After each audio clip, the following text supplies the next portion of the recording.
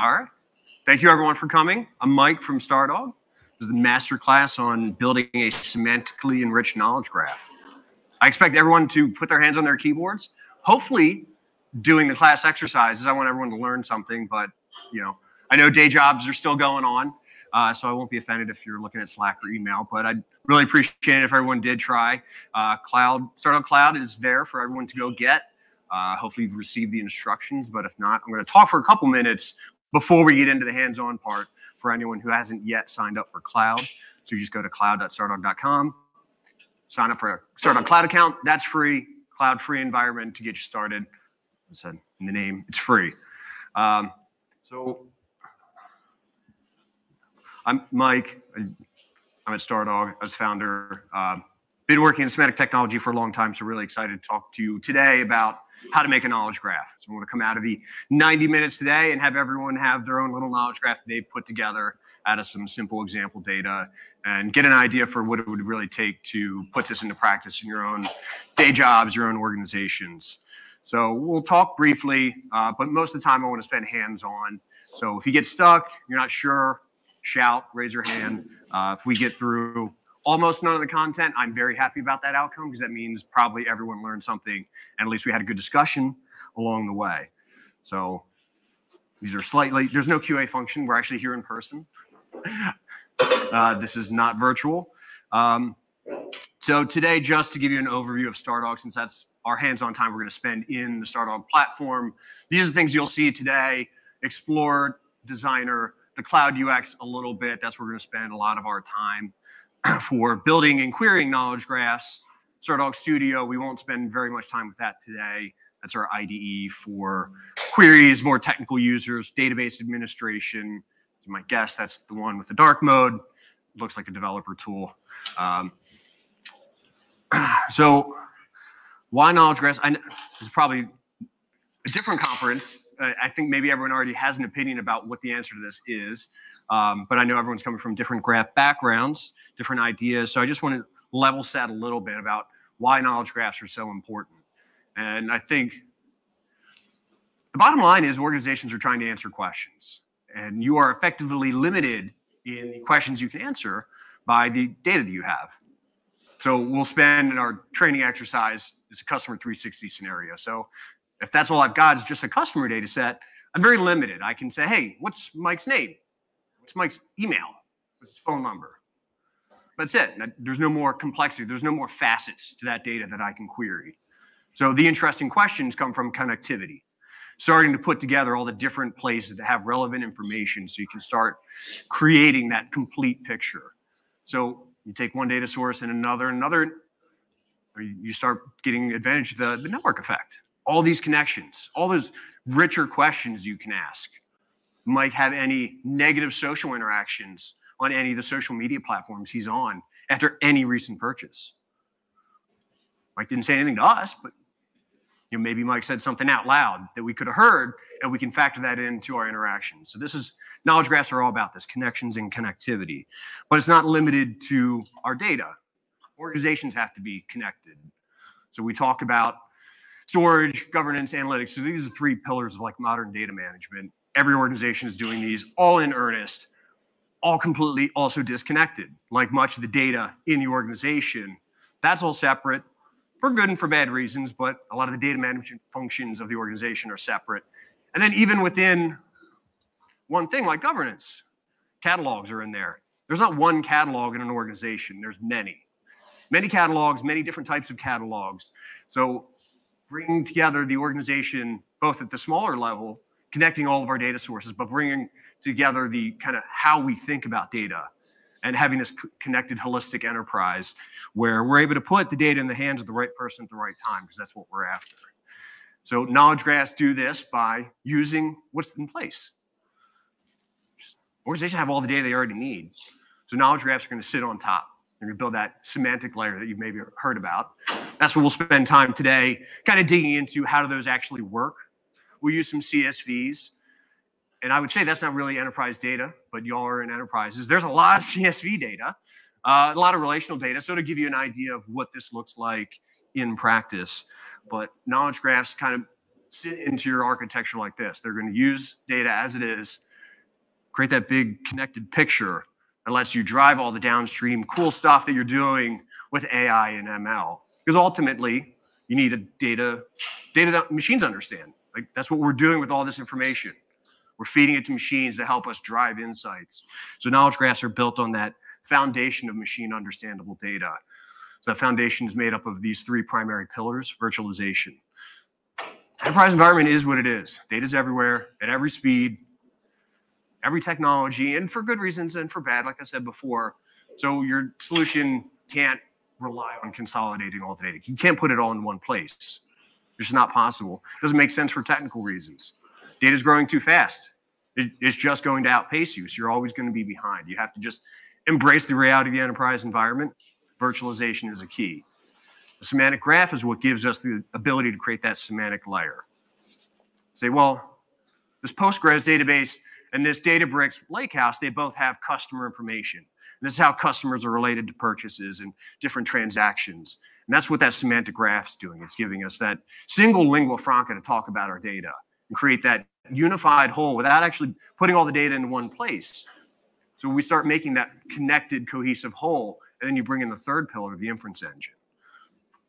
So this is making more connections, trying to encode your understanding of the data in the data itself. Take it out of code, take it out of some middle tier that's hard to maintain, that's inscrutable, it's not shared, and put it where it belongs, in with the data.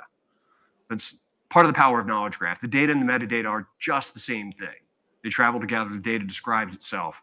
And that makes a lot of what we're doing downstream, again, with our data science and machine learning efforts, a hell of a lot easier because we can tell the machine, well, this is actually what we mean. Because the meaning's super important. So I wanted to talk a little bit about basic graph because just based on our Lego survey, it's about 50-50 between labeled property graphs and semantic graphs. So today I'm talking only about semantic graphs. I don't want to say they're the right graph, but they are. Sorry. I know it's on camera. It's being recorded. But so graphs, collections of nodes and edges. Graph databases, this is what most people are familiar with, is just a way to store those. So it's all the technology we've already had, just things that are a different shape. Semantic graphs are different because what the data means is part of the data. It's not simply a graph. That's information, that's knowledge. This is where the knowledge part of knowledge graph comes from. And it really matters because those connections matter to people. It's not simply that one node is connected to another. It means something to someone for some use case. So it's not just an edge. But if you hear me say edge, I also mean triple, predicate, subject, object. So if you're familiar with the semantic web background, this is all familiar, but it should look like a sentence. Tom Hanks acted in Toy Story.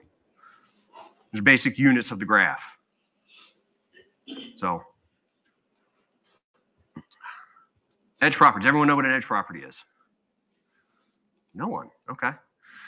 So the name suggests they're edges on edges.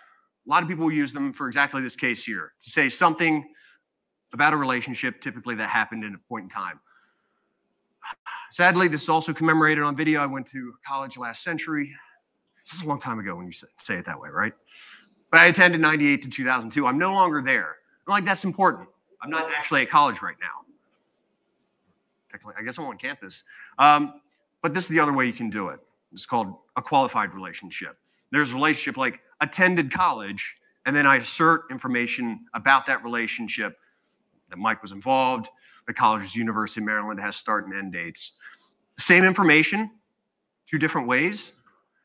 This is cute for whiteboards and pretty pictures on slides. Like this is what scales. This is how it's represented in systems that run in production. So edge properties are a shortcut and a prototype, but we're not going to talk about them anymore today because you're never going to use them. So, but I did want to address them because I know a lot of people are coming from that background. So now I want to start going into some of the hands-on aspects of the exercise, exploring the knowledge graph. So this is Stardog Explorer that we're going to jump into. So hopefully everyone has gotten into. I'm now going to switch my share.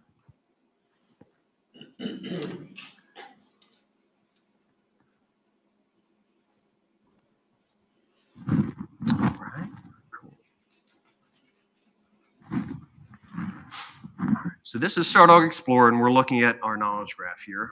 Wow, that is really small.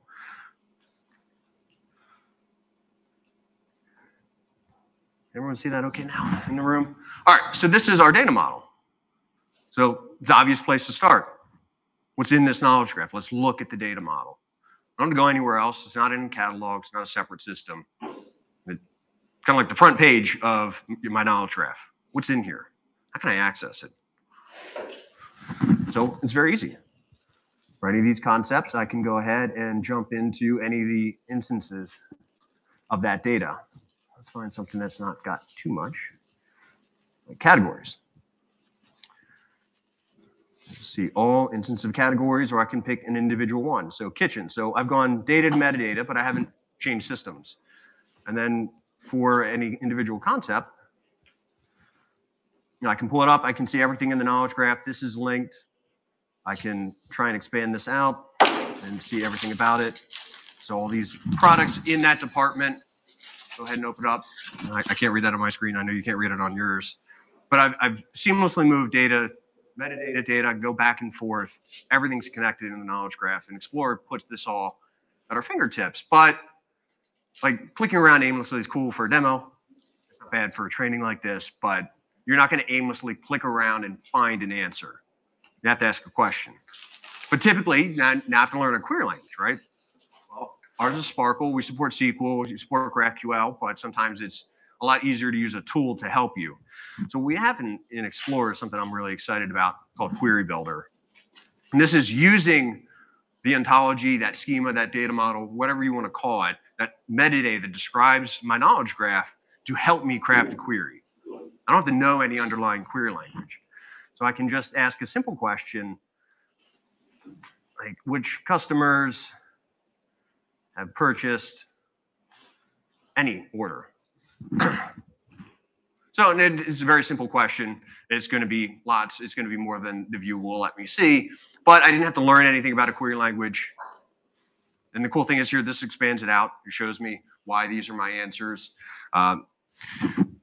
Where that really becomes useful is when I'm starting to drill down. I want to see customers who have made orders. And that order for a product. You see I'm increasing the specificity of my class and query as I go, and it's in a particular category. And then this is going to go ahead and introspect the knowledge graph and give me an option for which category. So I want to maybe, Laura told me the sports category was the good one, so I'm going to go down to that. So I'm going to say, I'm looking for every customer who's made a purchase in the sports department for this knowledge graph. And I run this query, and it'll come back and it'll show exactly the part of the graph that led to the number of customers that kind of meet my criteria. So if I zoom it all the way in here, you can see right at the heart of that big graph is sports. And then I can follow it out. I can see the orders, I can get into each of the products, and then I can go to individual customers. So this is a really powerful way to kind of combine unstructured, just clicking around and exploring my knowledge graph with the structure of the knowledge graph. And I don't need to know how to query it. I can just get in and follow my nose, and the query builder will lead me to a query that will get me in the neighborhood. And then I can use the visual aspects of the tool. So if any of you want to play along with this, I'm just going to go all the way back out. Has anyone had any problems getting started with Stardog? So everyone's up and running? No.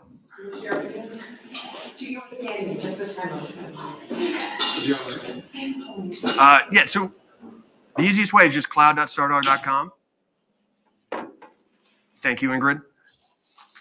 And then once you're signed up, you'll see a slightly different view of this because I have some knowledge graph endpoints, one of which I was demoing. But you'll be presented with options for our knowledge kits.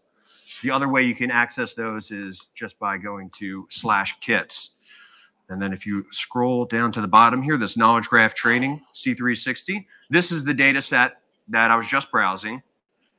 You can go ahead, if you click on this, once you get a Stardog Cloud free, you can go ahead and install this knowledge kit into your Cloud free endpoint. And you have the whole knowledge graph ready to go, data model, sample data, all ready for you to start playing around. So the exercise today is actually going to be to recreate this on our own so you can see what goes into it. But if you just want to watch, this is how you can kind of follow along with the final product. So thank you for joining late. We're just getting started with Stardog, getting people signed up. We haven't gotten to the fun exercise part yet, so you didn't miss a whole lot. Any questions about anything before we move on? Yes. So the query that you made before, yeah, return those results in like a tabular or JSON or something other than the visual. Yeah, absolutely. Like I said, we're going to spend the time today in Explorer and Designer because they're the visual environments. But the one that I mentioned, Stardog Studio, so you could use that. You can take queries right out of here, save them, open them up in Studio, and then you can get the results in any format you want. You can use our REST APIs, Python, JavaScript, whatever your programming language of choice is. Yeah. How do we install this? Training is perfect. Out, oh, so you'll need your own like cloud endpoint. So you just grab a cloud-free instance, and then you can install it into that cloud-free instance. Thank you again, Ingrid. All right.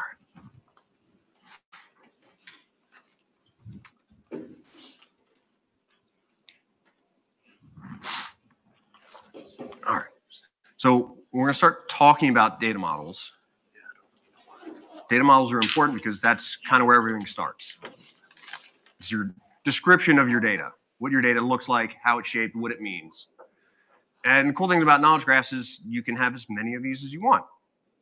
There's not one way the data can be shaped. There's not one way to interpret anything. So you can think of the data itself as invariant, and these models give you different ways to slice and dice the data, to highlight different things, to have different rule sets, to bring up different viewpoints or different ways to look at your graph, because there's not one way to think about your data.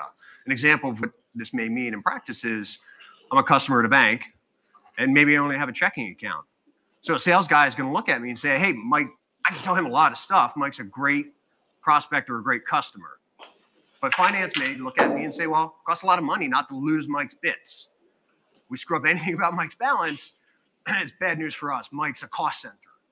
Well, on both of those things, those are two different models for two different use cases over the same data. That's another really fundamental difference about how knowledge graphs approach data management and representing the information in the enterprise. So data models are collections of effectively nouns and verbs. Concepts are your nouns, the things in the world, the individuals with common characteristics, kind of technical definition, just common stuff. And that can be like animals and then subtypes of animals, so like a very classical hierarchy, or you can just say people who made purchases last month. That can be a class because it represents a set of individuals in your world that have common criteria. They made a purchase last month, last quarter, last year. They bought stuff in the sports department. So your hierarchies can be arranged any way you want. Again, you can reshape the data as you go. So you can have band and solo artists. So band and so this is your kind of more traditional hierarchy, but 60s bands, that combination of factors of these individuals. So they really let a very rich way for you to slice and dice your data and talk about the different parts of it. And then that's all connected through properties. So properties are between individuals, between nodes in the graph, represent kind of first-class relationships. And then attributes, a particular date, a number, like a physical amount of stuff, scalar values. This is how we kind of dice up the two different kinds of data in the knowledge graph. So there's two sets of properties. Properties can have different traits. We won't get into them today. Or in the fact that you can arrange properties in a hierarchy, but those are some cool, powerful features as you get further on in your knowledge journey that you can take advantage of. This is where, if you come from a semantic background, Stardog interprets these things a little bit differently. But we found people come to learning about knowledge graphs, learning about data modeling, and many of them are coming from an object-oriented mindset and thinking about properties belong to classes. And my class has to have these properties. And these things are always associated together. And that's not how actually the underlying semantic technology works. we decided to kind of make it work the way that people want it to work. So in Stardog, in a knowledge graph, we think it makes the most sense where classes and properties are associated with a concept like a domain and a range, but it's not as formal. There's no logical implications for anyone who's coming from an OWL background. We're just saying these go together in a very object-oriented sense, so you can collect them and have a sane way to represent your data, but also the flexibility to completely ignore all of those rules and take advantage of the schema flexible nature of the graph. And we won't talk about it too much today. We don't have any examples of it, but validation. So this is where you can say my graph must or must not look like this. So this is how you can start putting safeguards on. Well, yeah, you can use that property anywhere, but not quite anywhere, not this way. So it lets you describe my graph in graph terms, and you're not defining it in relational terms or key value terms or anything having to do with any of the individual sources. You're describing constraints about your data at a very high level. So that's the kind of overview of what data models are. I will say this is everything you will ever need to know about data modeling. It's all in one slide. You won't have to remember very much else other than this. I tell you this from literally multiple decades of experience. If you start this way, if you just have this mindset, you're not going to paint yourself into any corners with data modeling. A lot of people run into challenges trying to over-model. This is something people get really excited about, this technology and the power of it. Hey, I can have these really expressive rules and these really expressive data models, and they spend all their time doing data modeling, which doesn't solve any problems. They just make sophisticated data models that don't really do anything other than model. The best way is to start, what's the 3 most important things in your world? How are they related to each other, and what are a couple attributes of each of them? You're 80% done at that point. You don't need more than that. So when you spend more time, that's time you're not building value with a knowledge graph. So start small, iterate over time. Kind of have it at the wrap up, but this is a product built by engineers. We've thought about this process very much like the software development lifecycle. It is iterative. You don't boil the ocean with knowledge graphs. You start small, a couple concepts, a couple properties, one column and one source, and you map that into your knowledge graph and you build it up over time. And this is how you can be kind of flexible and move fast with these. And then you create the structure as you go. There's going to be some stuff in your world that everyone can agree on, that there is a customer. Many people in your organization may differ about the definition of what a customer is, but maybe they can all agree at least that they exist. And then people can have their own opinions about particular types of customers, customer behaviors down at the bottom. So you end up with this very layered approach. So you can think of software modules. They're kind of architected the same way. So your ontologies, your data models should be the same. That gives you the maximum amount of reusability, making these small little units that you can put together over time. So let's jump into, now we want to actually make one of these data models. You'll see we're going to follow those guidelines. It's going to be small, it's going to be fast. We're going to move on to actually creating a knowledge graph, getting data in and querying it in a matter of minutes. We'll see how fast we can go. So let's go back over. All right, Stardog Cloud. And I'm going to now go into Designer. It's our, all right. It's our place for creating these data models, taking your enterprise data sources, mapping them in, creating your knowledge graph. Everyone who wants to get to this point, are you roughly there? I think not everyone's quite following along, but yeah, these are all my individual projects. Y'all probably see a completely blank screen. Yeah, so go ahead and just hit new and class. That's a little funky at super high resolution. Mike, I think there's questions about getting to Designer. Yeah, because it opened in Explorer. Excuse me? So. It opened in Explorer. How do we get to Designer? Oh, so you're still at the knowledge kit point. Do you want to? So I'm saying it's a question in the room. It's not just mine. Oh, Yeah. yeah. You will need an actual Stardog endpoint. That's why I said go grab a cloud free. Right. And you get to that through your selected cloud plan, which will be at the bottom of your screen if you have no endpoints yet, and then you just need to check out the free instance. Mm-hmm. And then you have a place to go put that knowledge kit to get you started. Or when we publish the project, we got to go put the results somewhere so that we can then query it and look at it.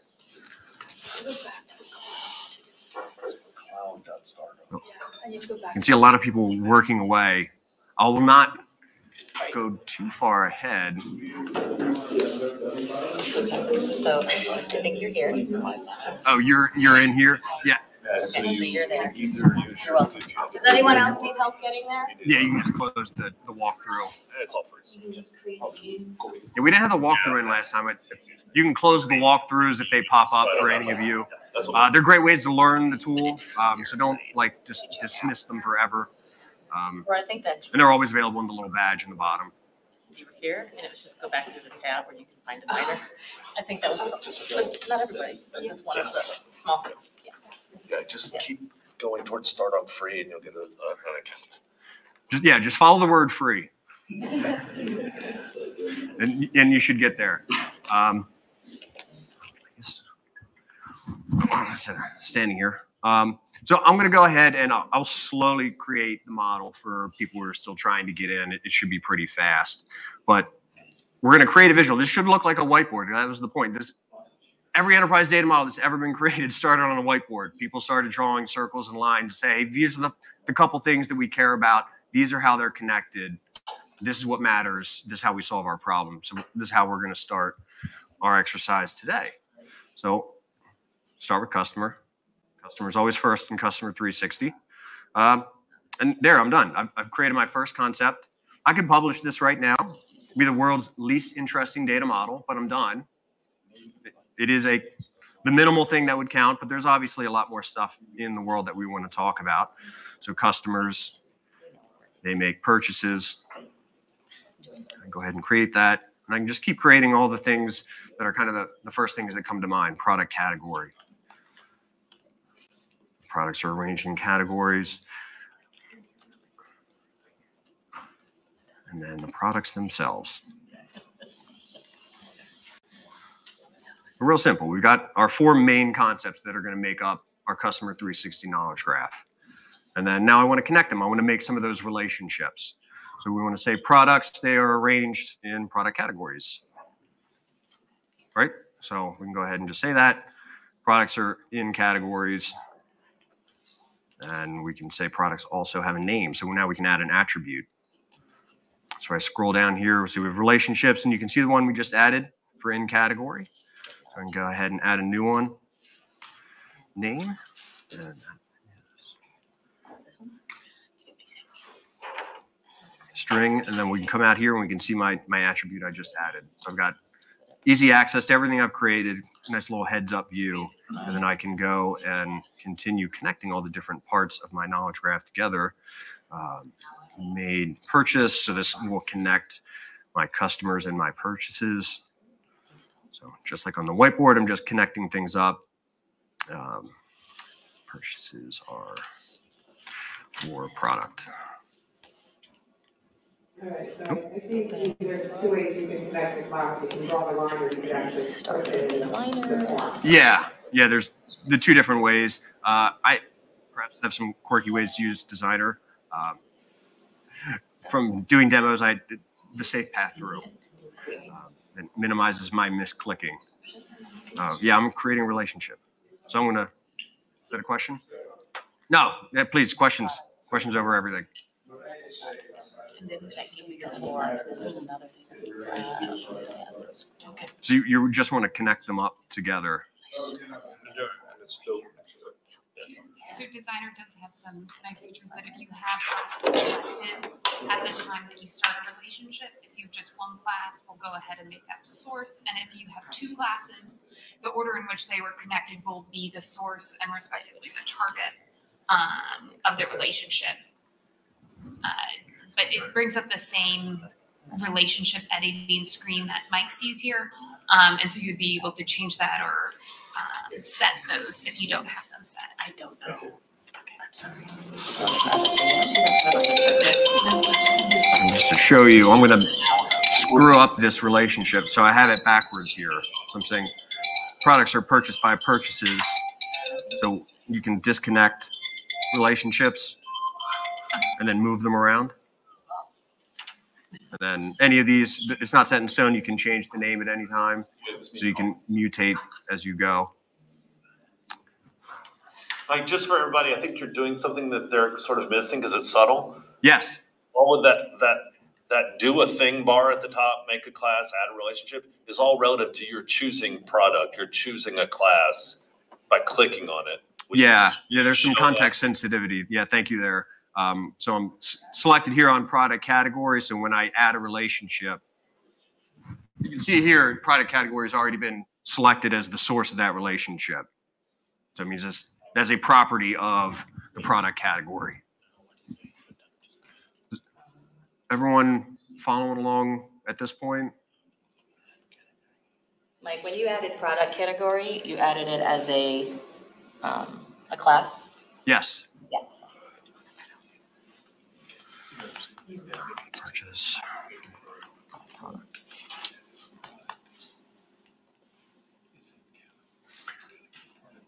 So we have our basic data model. This is not the most exciting, but I want to take you through publishing just so you can see how you would get this into effectively a knowledge graph, and then we'll talk about how to actually attach data to this data model. So the publish button up here at the top, and you can go ahead and select. You guys, you'll have just one endpoint, so they will actually not even get a selection. Okay, you still do have to select. That will change soon. And this doesn't do well with Zoom. So I picked my server, and I can go ahead and just create a new knowledge graph, KGC. And you can take all the default settings. I'm just going to publish my model. I don't have any data. So I published this project over to my knowledge graph. So now I can go back here. And now I can go into Explorer and explore this knowledge graph that we just created together. So KGC, that was the name that I used in my knowledge graph that I created when I published. And then an easy way to go see your data models to just hit enter, go to the model overview. Oh, there we go. I apologize for that. So let me go back out to the top. So I'm in Explorer. I've selected my KGC knowledge graph that I just published to. So the thing that I want to do is just see my data model. So empty search, it'll take you right to your model. You can see it as a list, or you can go to the graph view. And now you see that exact same view we saw in Designer, just with more colors. And that's our data model. But no data yet. So that's the next step.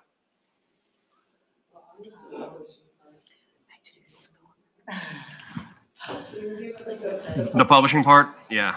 Let's go. Stardog Cloud. All right. So published to a Stardog endpoint. And then the first thing you're going to do is select, you should see just one endpoint, your cloud free. There you go. And there's Explorer, and that's, yeah. Okay. No?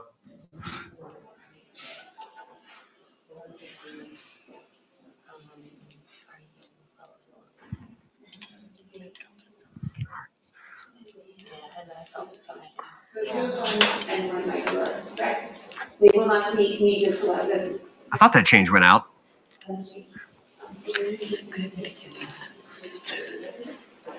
So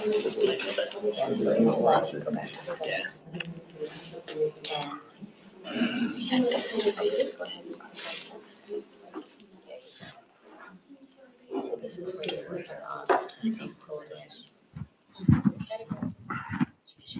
All right. So mostly everyone's published their data model into their project.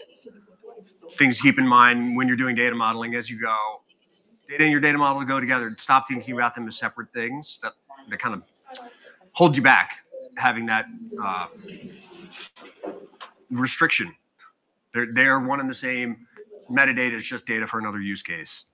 There's no single right way to do any of this. You can get into unending arguments about the right way to data model. There's no right way. Solve a problem. And the easiest way to do it without wasting time is start small and iterate quickly. It's like software.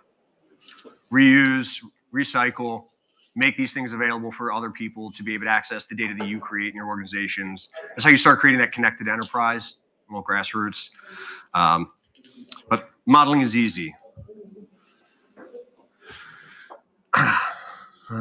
We don't need to see this picture. Well, just what we're trying to do with mappings is create these lines. So maybe that is what we're doing right now. So we've kind of created this, the picture that everyone's going to see of our data. That's what that data model is. Customers, products, purchases. The enterprise data is all down here. It does not look like that. It looks nothing like that in most cases. So these are called mappings, these lines that you can probably barely see.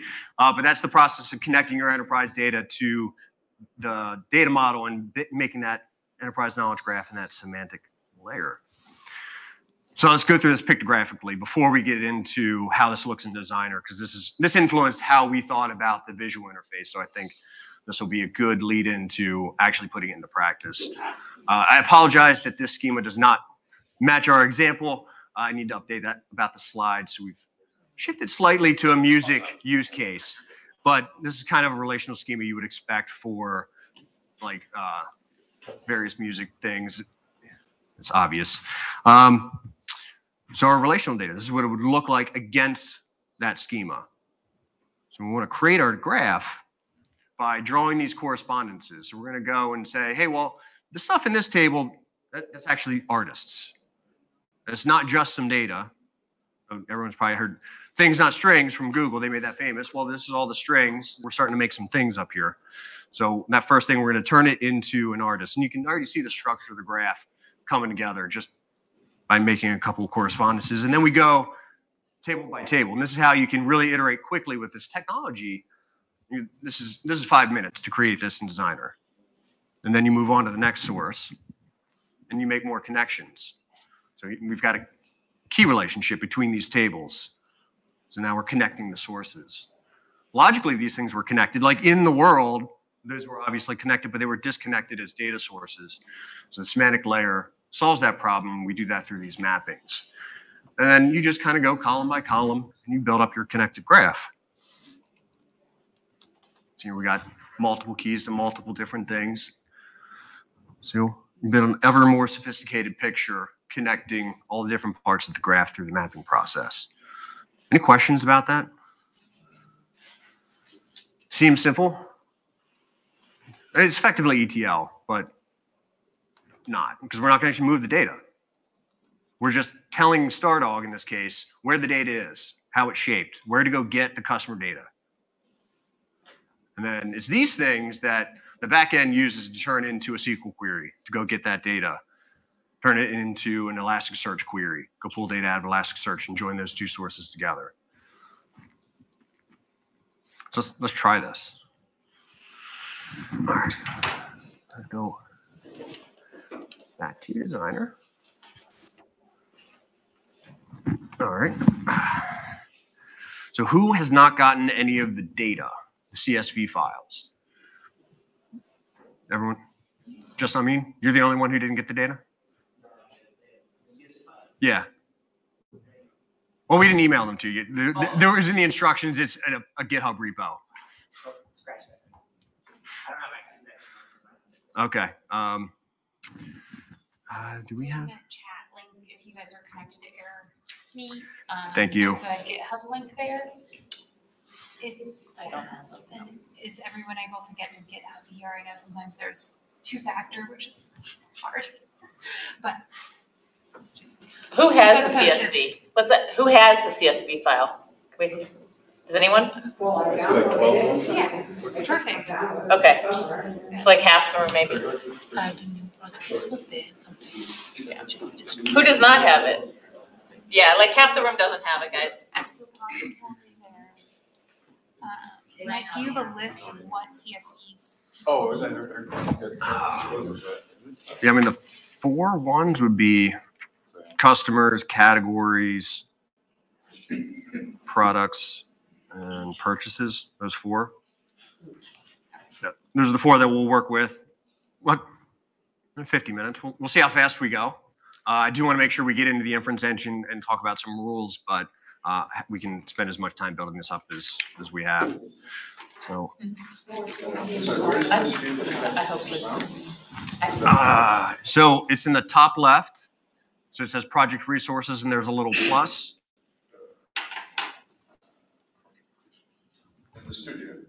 In Designer. Designer. It would be a designer. So then you can go ahead and that'll open up your file dialog. So you go to those CSVs you just downloaded. And the first one I'm going to start with is the customers one. So you can see here, we'll give you a view of what the data source looks like so you can get an idea. I could go ahead and create this data source, or I can create and have it auto map for me. So I'm going to go ahead and pick the customer concept. It already exists. If it didn't exist, we would create something for you for that table, make up some properties or some attributes and some relationships that make sense. So you don't actually have to always create everything from scratch in Designer. We will suggest to you a data model as you bring in your enterprise data, so you can build it up that way. We'll talk about VoiceBox tomorrow, our integration with LLMs to help you create data models from descriptions, like an SME would describe their domain. And you can also create it by hand. You can import models from the public web. You can use ones off of our kits page and cloud. So there's a lot of different ways. You don't always have to create everything by hand. So here we'll go ahead and suggest mappings. So it took a guess that label was the last name was going to be a good label for this. It's really small. And it didn't have anything for the made purchase relationships. That's not the best auto mapping. So I'm just going to go ahead and select full name, but it did get the primary identifier right. So I could be done. Like I've mapped in the minimal amount of data, just that those are customers and they have labels, but there's other stuff in that data source. Which I can get this thing open.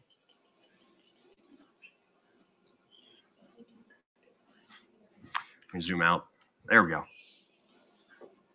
If I go back here, go to preview, see there was other data in here. So emails, there's a first and last name, locations, which look like keys to other things. So I can go ahead and add new properties. I can do it here, but if I go back into my mapping, I can also do it right from here. So I can add attributes. There's email, that was a new thing that was in there.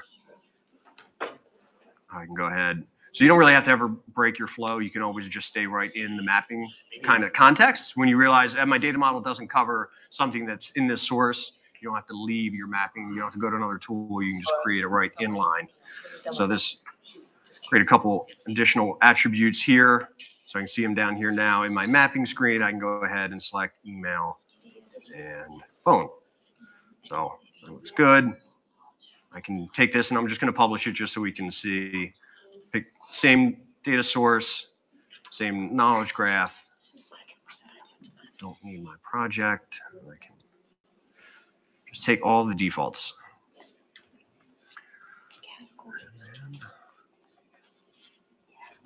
I'm going to go back to Explorer.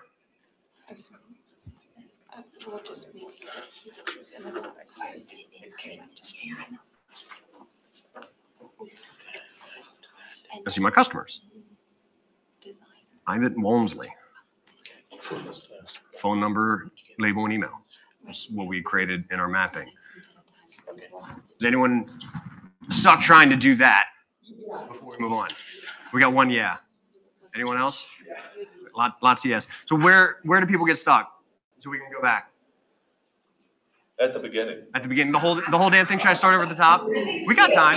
Yes. A lot of people don't have the CSV file. Yes.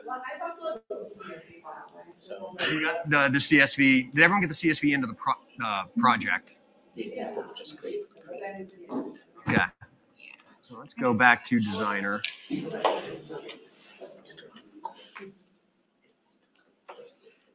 So you can use this toggle at the top to get out. If you're in a mapping, you can hit model and get back to the model if you're stuck in there, and then I can get back into a mapping just by clicking through. And then if you followed along with the first model, we didn't have any properties for this, any attributes other than made purchase. So we went ahead and added 2 attributes on the fly, email and phone. Oh, shit. Sorry. You can tell me I'm talking about designer and not showing it. So I started, let's just go back. So this is your main screen. So project resources here at the top. That's where you're going to hit that. This is where you're going to get the ability to put the CSV in. So browse files here. That'll bring up your local file dialog. You pick your customer CSV. That will take you through more or less to this screen. Then you'll have 2 buttons in the bottom, create and map. So what is that table at the bottom of the screen? This is a sample of the data source. So in this case, it's the first 25 rows of the CSV. If it was a table in Databricks, it would be the first 25 rows of that table. If it was an arbitrary SQL query against some SQL system, you'd see the first 25 rows. So it gives you an idea of what that data source looks like. From where can we get the CSV file? Excuse me? From where can we get the CSV file? If you go into the AirMeet chat, there's a link to download the CSV files. Yeah, it's github.com/stardog/training/main/DSC. Yeah. It's too slow. Too fast. I know. Just to give, so github.com/stardog. Is that a hyphen or a dash? Either. Dash. Okay, /union/training/tree/main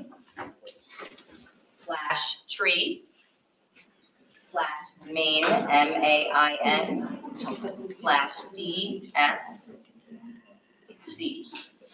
So github.com/stardog-union/training/tree/main/DSC.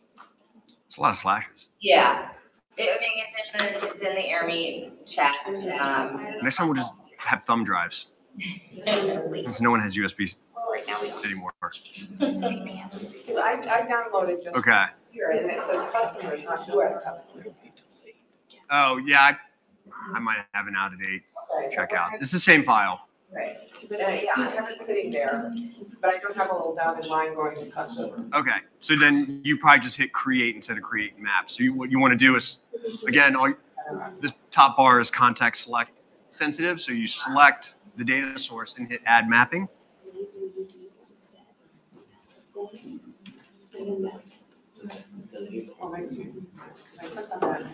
I see add.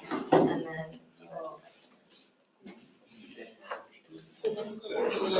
Yeah.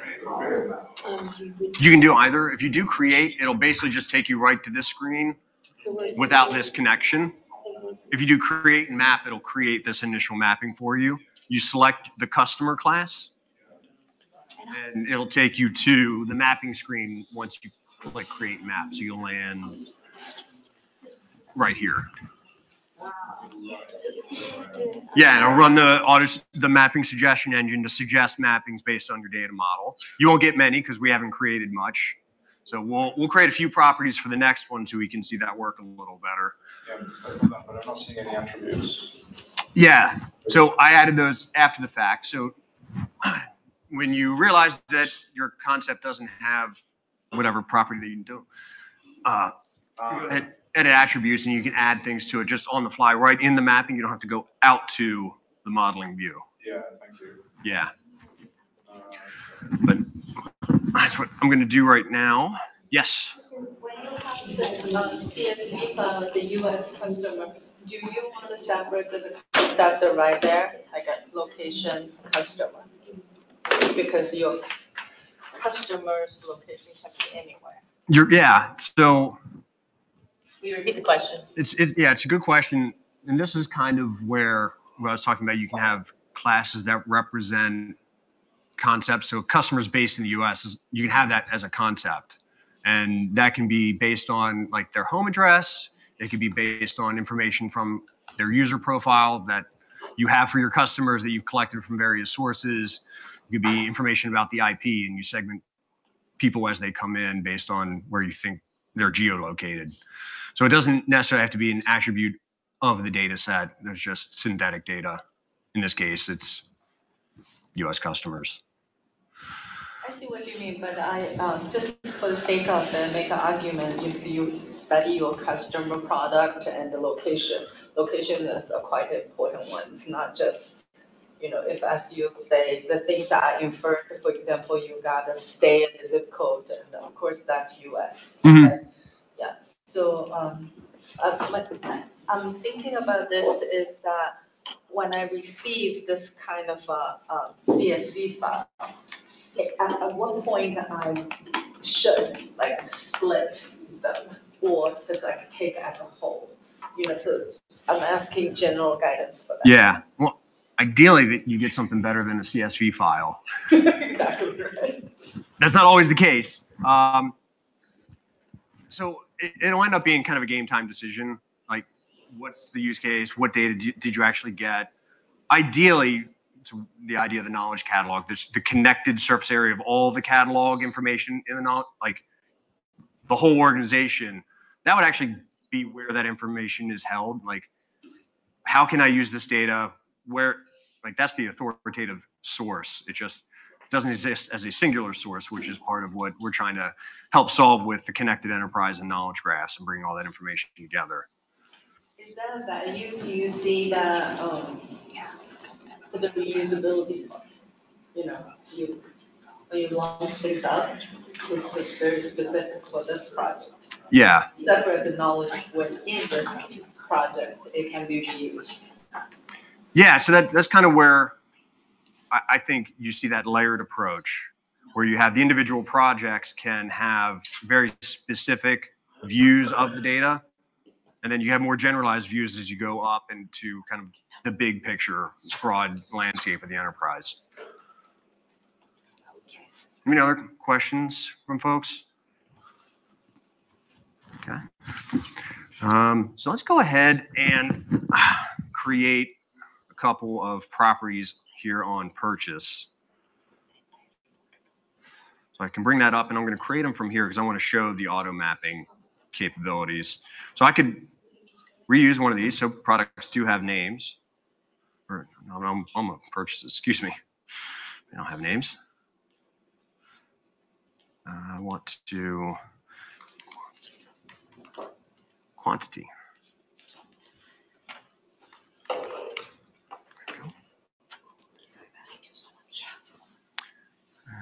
a price.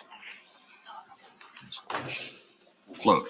So now I've added two attributes to the purchase concept, price and quantity. Not all that surprising. And maybe there's a date, purchase date.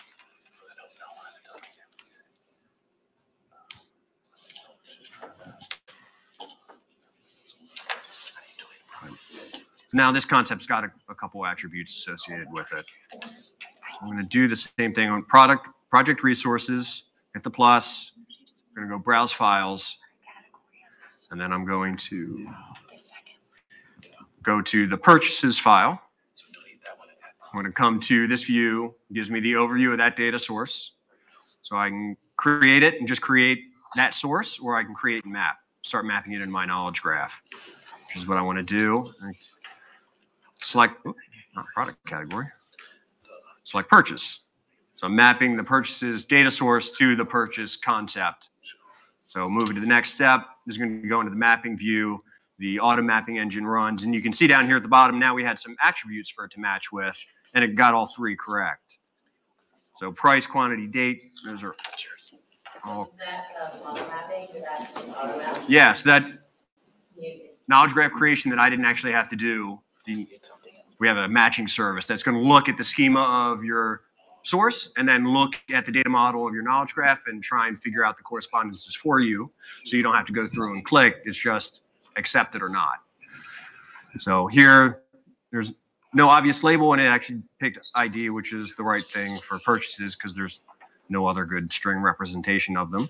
So I can go ahead and now I've mapped that source in, and you can see your representation, your data model kind of evolves as you build out these mappings. So we have product and product category. Those are things we haven't yet mapped into the knowledge graph, whereas customer and purchase have things mapped to them. So, but I've only created some purchases and some customers. This isn't blue. I've made the connection between those two sources. That's actually in here in this purchase source. So we want to go back to the mapping view for it, and we want to connect it to customer. So I can go ahead right in here and say customer IDs. That was my foreign key from the one table to the other. All right. Laura, does it matter if I do new or existing? Oh, so you're mapping purchases to made purchase to customer? Do you already have a customer and purchases? So it's existing? If you already have a mapping. Yes, I do have a mapping for customer. Okay, so then you just select that mapping and then it will reference the primary identifier that was already used to define customer. All right, cool. So we're working on Designer every day. I apologize. It has changed since the last time I was in Designer last week. This is new functionality. So what Laura is saying is Designer is smart enough to know that if we're going to say this is mapped to the customer concept, we can pick the data source where that customer comes from, or the mapping, excuse me, and we've already said what the key is. So it's able to make that association for us automatically, so we don't have to select the key specifically. But now that we've done that, if I go, did I do something wrong?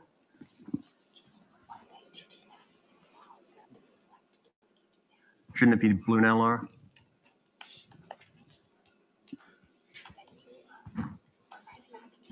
All right, well, let's publish. Let's see. Go ahead and pick our same knowledge graph. Go ahead and accept all the defaults. And publish everything away. I'm going to go over to Explorer. Does anyone have any questions, need help with that step?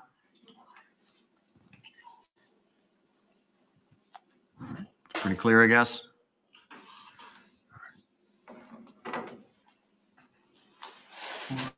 Air meet, cool. All right, we're back here. Go ahead and refresh Explorer. And now I should see purchases.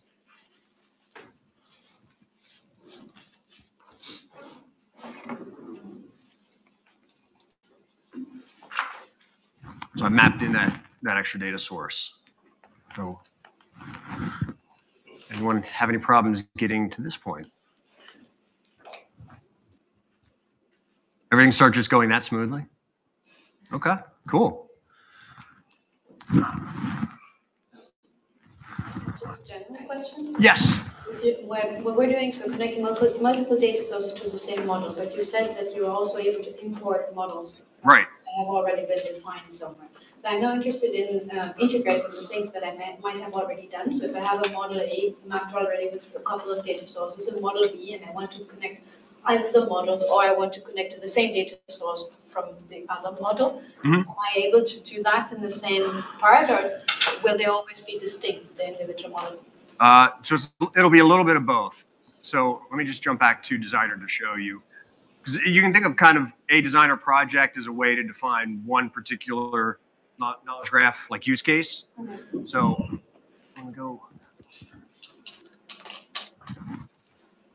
So here, if I click models here and do this plus, and then now I can load a data model from some other Stardog knowledge graph. If I have files, I can load from there. So that would let me get started with a pre-existing model. And then data sources are, once they're created, they exist. So jump here. So I have all the choices for all the different data sources in my enterprise environment. So I can be able to create new ones here in Designer, or if you created them in a different project, you could just reuse a source. where you can't reuse the CSVs. They kind of live just in a project. That's why it's a little contrived. Does that make sense and how that's organized? It makes sense, but it doesn't answer 100% question. Okay. What part of it did I miss? No, for me, it's the integration between two models that have already been defined. So when you say they live individually because they're use case based. Yeah.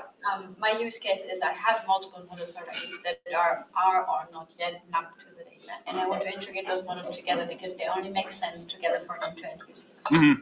So really, I want to connect two different models together, but they wouldn't continue their life Separately. Yes.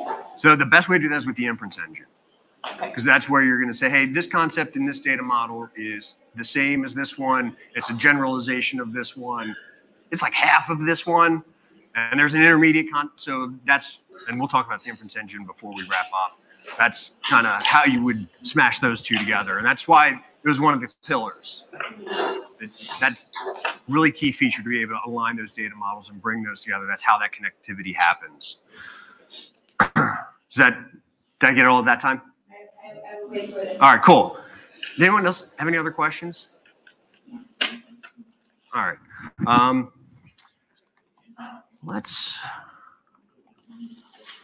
want to go through the inferencing section, even though we didn't map our entire knowledge graph. But I do want to, in case we don't come back to it, I want to talk about it so you guys could finish this up later on tonight. Because, of course, you're going to go back to your rooms and play with Stardog and not go out to dinner or have a drink or anything. Knowledge graphs are that cool. But, yeah, I mean, probably. So there's got to be around somewhere. Well, the rest of the exercise would be to take these last two concepts, connect them to those last two sources, and we want to make sure we populate all of those relationships between the sources. So it's iterative. We're going back through this process, bringing in another source. We're creating another mapping. But the cool thing is once these things are done, once I've mapped in that data, now it's just part of the knowledge graph. I don't have to do that work again. Someone come in after me, oh, someone's already done all the customer work. I want to segment them by location. I'm going to bring in a new data source that has that foreign key. There was an address property. I know where the address data is. I can figure out if these are actually US customers or not. I can bring in that source, connect it. Now I've got a bigger, more useful knowledge graph. I can answer more questions. How has customer behavior changed based on their location? This is how we started off talking. You answer more questions once you have more connectivity. So I encourage you all to go home and do those last couple connections and build up to that knowledge graph. You can still fast forward to the end. The whole thing is in cloud. So that's where we started the knowledge kit for all this data. So that's got the complete Julia Child, the cake's done at the end, and it just magically comes out perfect. Let's see, let's go back to our slides. Cool. Slideshow. Everyone ever heard an inference engine before? A couple yeses. So the easiest way is making everything that's implicit in your world explicit, so you can access it. So like a simple example is you could infer my age based on my birth date. You have much more sophisticated things like this person makes purchases in Delaware. Not any attribute of the person, but you're looking at multiple aspects of their behavior and you can infer that they are of that type. So this is kind of the idea of 60 years bands and large purchases. These are all concepts that we can define in our data model. And then the inference engine can figure out where those patterns are all across our enterprise. Because that's really what these are, they're patterns. When you see this shape of a graph, it means this thing. So inference engines are a really cool way to find those patterns. This is how they work. So back to our music example. So a couple artists, a couple songs. So this is our static graph. This is the data that we know about the world. So I'm going to create a data model that's going to better define my data. So first thing I want to do is say that there's a two-way street. It's not a directional relationship. It's unidirectional. Paul McCartney wrote Queenie Eye, and he was also the writer of it. That's pretty simple. But it doubled the amount of edges in my knowledge graph just by adding a little bit more information about what my data means. So, and then I can keep building. So if two people both wrote a song together, then they're co-writers. This is an example of what Stardog's rule syntax looks like, a very if-then real easy. So now I've connected nodes that actually weren't previously directly connected, taking those indirect connections and making them direct. So further fleshing out my knowledge graph. So then I can build more sophisticated relationships, so social networking, 6 degrees of Kevin Bacon, following those relationships. So I can say people who are connected via co-writing relationships are connected. That's a generalization of that. And then connectivity is transitive. You know, if X is connected to Y, then Y is connected to Z. It's a secondary connection. It's LinkedIn. Yes? Also, Paul McCartney is a co-writer of Paul McCartney. Or is the system smart enough to know that it can't be the same? Yeah, you wouldn't get that. We try and filter out logically accurate but not very helpful inferences. Like everyone's a subclass of themselves. Like that's not super helpful, but it's always logically entailed. So we try and filter that stuff out. But you see, I'm not writing code. I didn't mutate my data. I didn't stand up new infrastructure. This wasn't ETL jobs. It's not infrastructure. I'm just talking about my data more concretely in ways that people already talk about their data. We're just writing it down in a way that a machine can understand it, the inference engine, and then take advantage of it. Another really cool thing is it's effectively math going on behind the scenes, and math's got its pluses and minuses. But one of the things that's cool about math is you can get a proof. So explainability is people are really talking about it with LLMs, but it was an important topic like prior to 6 weeks ago. Explainability in AI, this is what you get out of a knowledge graph. So I'm trying to understand why Paul McCartney was connected to Adele, right? That's where we started. So if this is all I know about my data, and you say Paul McCartney's connected to Adele, why? Super important question to be able to answer. This is kind of low-level description of it because the actual proof tree. What we're saying, there's your inference engine was involved here and here. This is all the asserted data. This is data in your data model, and this is actual data, data. Put all those things together, and that's why Paul McCartney is connected to Adele. Yes? So are you saving the inference additional relationships in your database, or are you just calculating them? It's all computed on the fly, and we have to do that because the data is everywhere. It's in many different systems. It can change from one query to the next. So we don't have the luxury of pre-computing all that stuff. So it's done on the fly. So yeah, if one of these assertions goes away, then you wouldn't get this inference, and you have now the correct view. It updates immediately. So you can imagine how powerful this is. The ability to say why about every single piece of data in the entire organization, and not see how just data and metadata, how this is connected back through your catalogs, like how that source was created originally, who curates it, where's it located, and where it's physically located, it actually matters for some cases. All that's connected through the knowledge graph. So why is very important. And this is not something that I think a lot of people talk about. It's something that Stardog does uniquely that I think is really cool, because that's always the question. Like, you get an answer, why? I want to learn more. Being able to answer why, knowledge graphs. So how do we do this?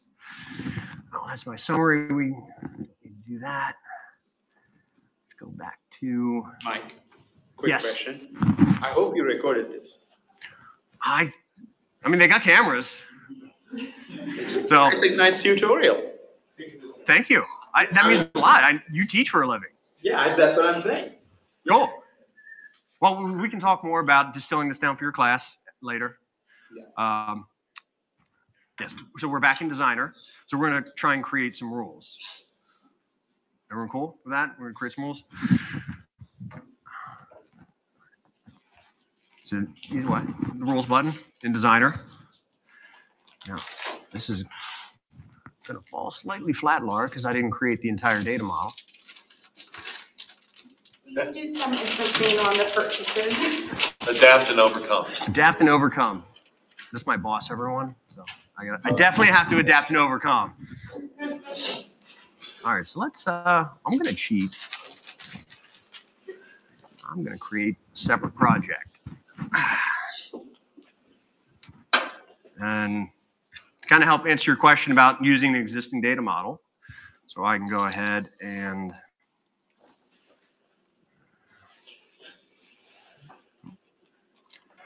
by me,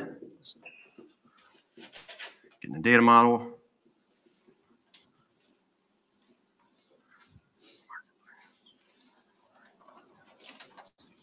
All right, this should be the same data model. Or not? Nope.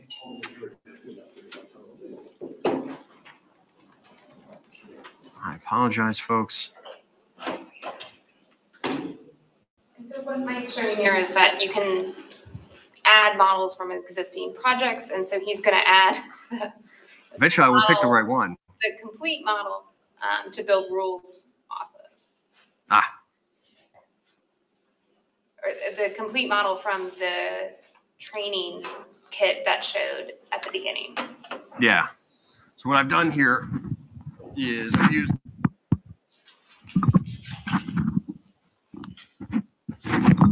I've used the models component here. You hit the plus, and then from any Stardog server, you can load the data model. So any existing knowledge graph, you can go grab its data model.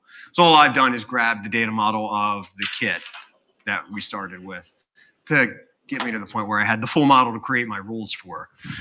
So now I can go into my rules area, and I can create some rules. I can see there's some in here, so that will help move quickly through this. So 2022 orders.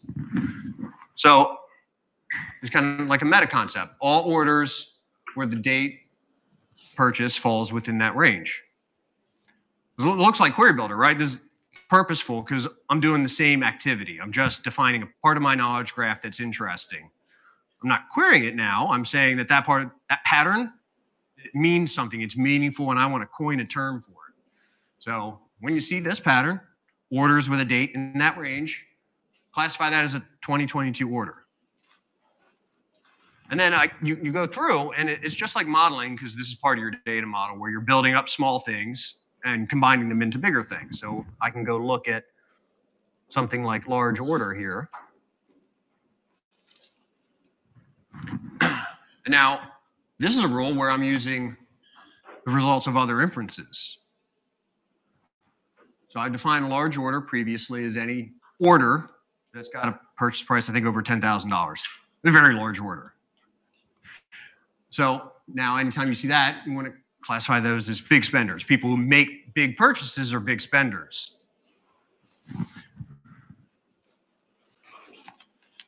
And then, now this is a little ugly because you can see the internal identifier for category, but this is where we started. All customers who made purchases, and this is the identifier for sports, or a sports category shopper. This is exactly the pattern I created in Query Builder at the top of our conversation. And now we're saying anytime you see that pattern, that person, that's a sports shopper. And I mean, I think that's all the really fun ones. And you can see how these are all organized. This is the data model here. And then these are the relationships. So you can see what rules are associated with each thing. So it can, well, what do I have? This is part of that why question. What do I have associated with categories? Well, just the one rule. And it uses the in-category relationship. It's that sports category shopper rule. So a quick way to dive into rules and trying to figure out what's there in your knowledge graph. But then I created these rules, and then I can publish them over. But I think the easiest thing, just given time, is going back to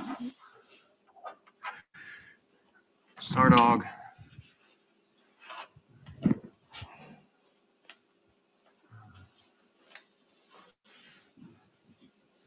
Here, let's just do it. What everyone else will see. There's one way you guys can do it too.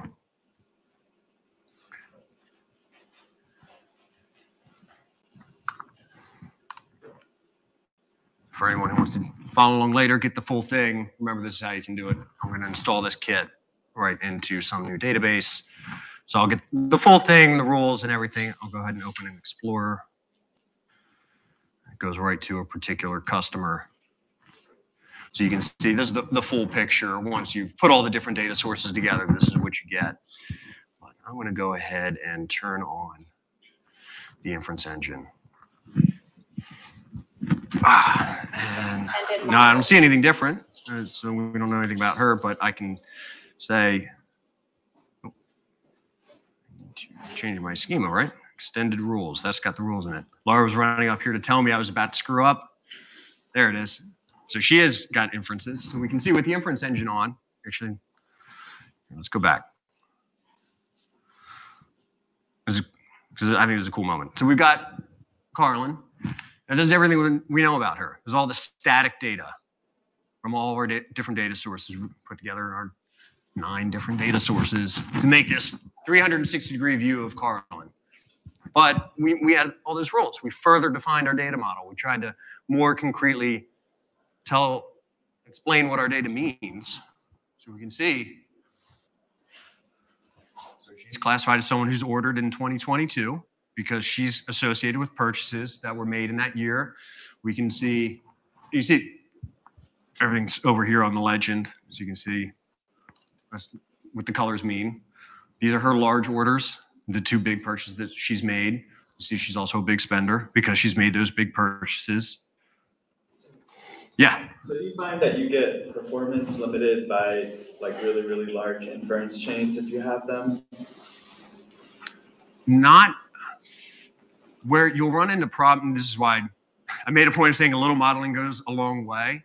You can definitely have models that are overly detailed that add a lot of overhead to using inferencing. I mean, we're doing everything in query time. Like you have to pay the cost at some point. So, but this is where we've got our patents. This is where we have people with PhDs who spent their entire life thinking about how to make that stuff super fast. It was slow when I did it. So we brought in smart people who made that stuff faster to try to minimize that overhead. One of the things that we've been able to do is it's an integrated stack. So our query engine and our planner and our reasoner are all kind of aware of each other and they understand how each other works. So we're able to have specific query time optimizations to minimize doing the reasoning every single time you ask a question. But we also have the ability to cache everything. So you can put it in storage that's close to your cluster for performance reasons, because enterprise SLAs, I mean, you have to meet them. The data engines are also extremely well optimized compared to a relational database for this type of query. So just by the nature of the structure of how they organize stuff on disk and all the other items in the stack. So like, when you compare this kind of reference query against what you would do in a relational database, these engines beat the pants off the relational databases. Yeah, we've been able to operate a knowledge graph at trillion edge scale, 400 billion edges in a Redshift warehouse, another 400 billion in a SQL Server warehouse, and 200 billion in Stardog storage and sub-second query times. And it's a lot of it's just the way it's on disk and the way it's represented in memory. Yeah. Now, yeah, it doesn't come out of the box that fast. Like that took some careful thinking, but that's an enormous scale amount of data that it took us weeks to generate that much synthetic data. Another question. Yes. Okay, so we have, we build all these inferences, which is useful. Can you then like expose that as an API for like a downstream tool to consume as if it's real data, even though it's really just a query? Yeah. Yeah. So if you issue a query, the inferences will come when you have the inference engine turned on. They come back as if they are asserted data. So it's very much make the implicit explicit. So it looks like it's in the graph. So what we're trying to really go for with our product is whether it's inferred or not does not matter. Where the data was physically located, where it sits on a disk, mostly doesn't matter. It matters for like GDPR and like there's some reasons why you need to know those things. But for the most part, where data is stored, completely irrelevant. I need all the customers who have made a purchase in the last 30 days in this department. Nothing about technology, nothing about key value, relational, this warehouse, no, I just need the data. This is what knowledge graphs are all about, representing the information the way we need to consume it. And I think we'll talk about LLMs tomorrow. We'll have our demo of VoiceBox. So I just want to preview how we're thinking about it. They bridge the gap between us describing our data and the descriptions of our data. This is why the machine understandable part of the data matters so much. Because once the machines can understand the data, we can start saying, well, you get what I understand, now do this.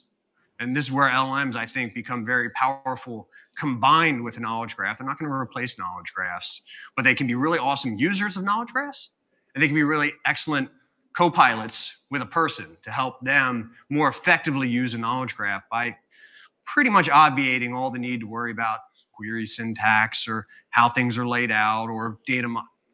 It's pretty good at making data models. We'll show that tomorrow. It's a really good way to get you started. Yeah.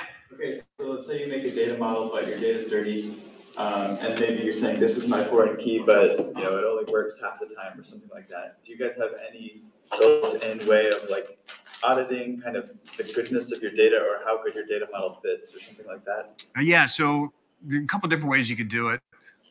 The ideal way would be through, we call them integrity constraints. Okay. Called them validations earlier. Untold constraints is very constraining. Marketing doesn't like that term. So we're going to come up with a different one. But the idea is you can say, this is what my data should look like. Email should always be formatted this way. These identifiers always look like this. This can't have more than 4 of these. It has to have at least 2. So we're not talking about like, oh, it's got to be 256 characters to fit in this. No, we're talking about what our data means logically and the constraints of it logically. So then you can measure your data logically. And that data can be sharded across 20 different systems. So you say, this is what my customer profile looks like. This is what properties it must have. If you look at any individual source, it may fail. But when you're able to look across the entirety of the knowledge graph, you may be fine. Okay. In terms of bad data, this is the hard part of the enterprise environment. The data is not always what we want it to be. So one thing you can do with the inference engine is you actually clean it up. You actually do transformations. So one thing that we see folks do is try out what they're eventually going to turn into an ETL job and fix the source upstream. And this is why we make a big point of talking about in other forums our connectivity with catalogs, because that's the data owners. That's that whole part of the problem. Talking about how this fits into the governance lifecycle and how the enterprise takes care of its data at large. So knowledge graphs really have a nice role to play in that conversation. Yes. In their tool, if I have 2 different data sources, the same concept, let's say lease, 60% of match, the other 40 is different. Do I need to clean that first before I use this tool, or this tool can somehow allow these 2 coming in, but add an additional notation? Yeah, so what we do is the latter. So you just put everything in the knowledge graph, and then you run the entity resolution engine. So it runs on Spark, scalable to no end. And it'll put into the knowledge graph all the things that we think are the same. So you have these entity match records. And then whatever you want to do with those records, you can show them in a UI and have someone approve them. And then you can eventually merge those records at the source. You can have inference rules select properties from one thing or another based on what's in the entity match. So we have a demo of this where you're able to basically dynamically create a golden record by selecting which parts from the match you want to use for your master copy of that node. So we want all that to be in there because, again, why is an important question to answer. Why do you think these 2 things are the same? So we want all that traceability all the way back to the source. So we're trying to always have the full breadcrumb trail for everything that we do. By the way, we're missing a large order, right? The bigger bubble says 2, on the top says 3. Where's the 3rd one? Because this one is also a large order and a 2022 order. And these are large orders that were different years. I mean, who knows which year. But that's a really good catch. But Explorer is smart enough to kind of segment because those are 2 sets of things that are slightly different. UX is hard. Yeah. Especially Graph UX. Graph UX is impossible. But it's fun. This is a question that we got asked so long. What does it look like? Everyone wants to see a graph. There's power in being able to see it. But you need tools to actually work with it and build. And that's where we spent a lot of time too, building this thing that works at scale. So you can bring together all these different data sources and ideally land on this kind of pretty picture of your world. All of the messiness of the enterprise is hidden behind the scenes because that's our problem, not yours. Right? And that's why our technology exists. At the end of the day, so you can solve a business problem, and we can put the data in the hands of the person who needs to answer a particular question or meet some challenge that faces the business. So we got, yes, all kinds of questions. We got 5 minutes left, so please bombard me. I want to make sure everyone walks away having learned at least one thing. And if it's that Mike doesn't know a damn thing, I'll take it. But hopefully we can have everyone leaving feeling good about knowledge graphs. Yes. About the application mechanism and the history of the modeling and the mapping and the collaborativeness of it. So basically, will it also change the model? It might change something that you don't agree with. I agree with go back to undo the things that I maybe wrongly did. Do we have that version management? Not in Designer yet. Product manager's right there. And she loves that feedback. Yeah, everything Designer Explorer is all Laura's brainchild. So we're all very lucky for that. But yeah, we do need to have more structured workflow built in. I think that's kind of the next phase for Designer, so teams can collaborate, have a little better integration into like the data model library. We've been doing a lot of work connecting it to your data catalog landscape, this idea of the knowledge catalog. So a lot of those features will be dropping over the next couple of weeks. So you have the ability to say, well, what's in Calibra? What are those data sources? Let me start pulling those into the knowledge graph. So you don't have to know off the top of your head. There's some source that just happens to exist and you know all the details. You can look them up and find them. In the interim, we do allow, I don't know if you highlighted the export functionality, but when you publish or export, there is a download of your turtle model, as well as your mapping file. So there is kind of that evidence that you would and the mapping file I managed. And the mappings, and then you also include a specialized Stardog Designer file that you could share with a colleague or use to import, but it's not that live collaboration, at least yet. But it works. Like our pre-sales team can use it to collaborate on something. But yeah, if you need to get any of that, that's just what this toggle does down at the bottom when you publish. Any other questions? No other questions. I got a thumbs up. I'll take a thumbs up. Yeah, you're good. You're a good teacher. Thank you. Yeah. Again, that's a good compliment coming from you. Email us or check out Stardog Community where you can pose questions, and there's a lot of questions already answered as well. Yeah, and thank you for helping me get to the CTA. So if you're in Stardog, up here at the top, learn. It's got access to everything that you will need. You go to the homepage, you can get on Drift Chat and chat with people. And if you actually want to talk to sales, that's the way to do it. Or you can email us. We'll have our voice box demo tomorrow. We're giving a keynote in the afternoon, so I think we'll do the voice box demo after that. We'll be at the booth, which is easy to find downstairs. Party tomorrow. What have I missed? Oh, Ingrid, you passed this. I passed out the stickers. You're all Stardog certified. Congratulations. Everyone got the training stickers. So that's exciting. This is the first time doing one of those. So thank you for bearing with me. Some snafus and some challenges along the way, but hopefully it was fun, at least a little entertaining, and you learned something about knowledge graphs.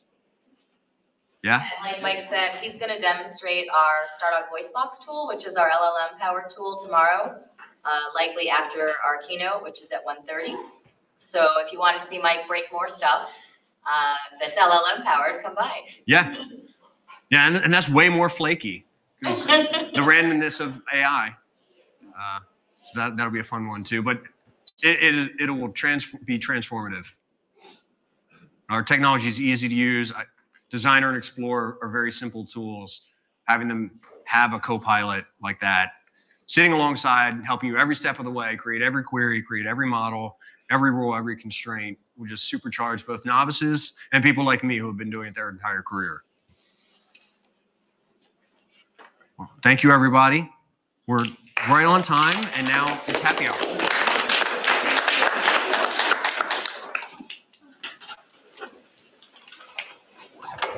You're late, man. Grab more stickers and whatnot on your way out. Tattoos for the kids, stickers. Now that it's over, so I can go trade. No, I can't check.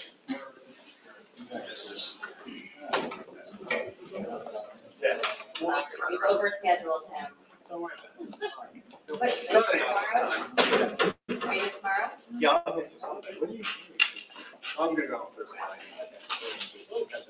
Yeah. Bye, thank you. I'll be a lot different from the last time we played with it. Seriously? That didn't exist.